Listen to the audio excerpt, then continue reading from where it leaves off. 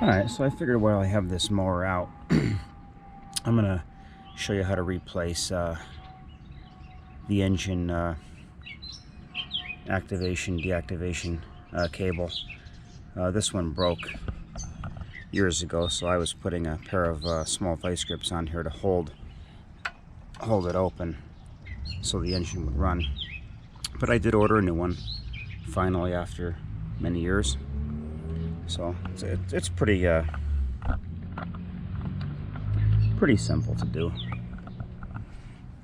Let's see if I can position my camera in the right area here.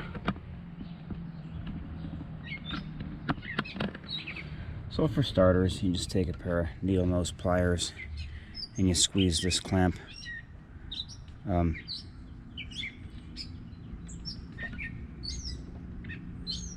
or bracket here, and you just pull that out like that. Pull that down. So there's the piece. I mean, the rest of the cable is still mounted right here, but that's pretty straightforward too. This piece right here was mounted right here, and you just pry that right off, and the rest of the cable was hooked in using zip ties, so you just pull it back through. There's your old cable.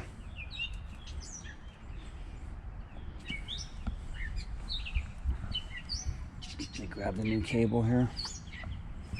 So here's the new one. There's the new cable. So I'll just start by mounting this up here. And this is the lever to control the engine.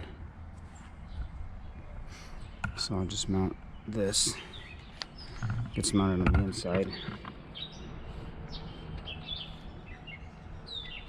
I'm gonna fish that through just like that.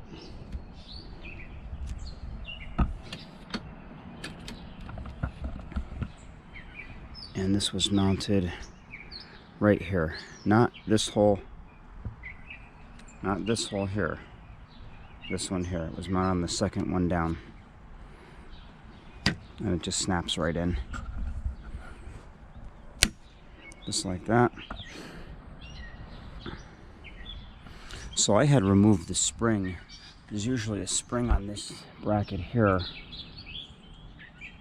that when you release that lever, the lever flies up. So I don't currently have that spring because I had to bypass that whole thing because I was using a pair of vice grips on the old part of that cable to keep the engine running. So you don't really need the spring, but if you let the throttle, if you let the this lever go, it's not going to spring back up, shutting the motor off, which honestly I prefer it not shut off every time I let that lever go.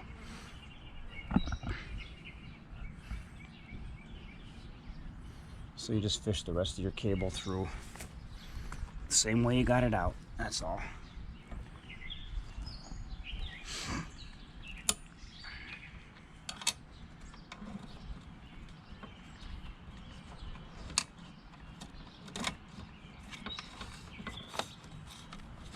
Now just make sure you adhere to the pathway.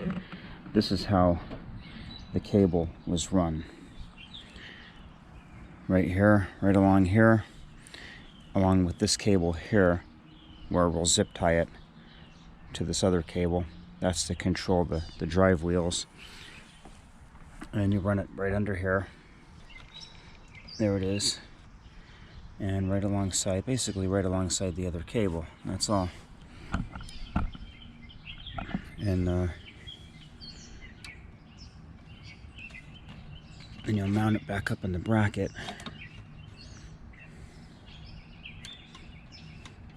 So let's see, we're right here. That's where we're at. And snap it in place like that. And that's it. Very easy. You know, a lot of these parts are just so easy to replace. Now, down here, there was a zip tie right here. So you'll put a zip tie there, and you'll zip tie them up here, just to keep them in, you know, from dangling and getting caught on, you know, hedges and stuff while you're cutting your grass or whatever. But that's it. Again, it's a very simple procedure. So as you can see, you know, when I pull the lever down, it activates the bracket just fine, but it's not going to spring back up because I don't have that spring mounted on that mechanism down there, which, like I said, honestly, I prefer it that way because I don't want this engine to shut off every time I let that go. So you can lube up this cable, you know, with some light lube if you want to, but, you know, some kind of light lube, like maybe WD-40 or even silicone. I wouldn't put grease on that because then it accumulates dirt in there and it'll kind of suck dirt into this casing, which probably isn't good for it. So, but that's it. Now you know how to replace the engine cutoff cable.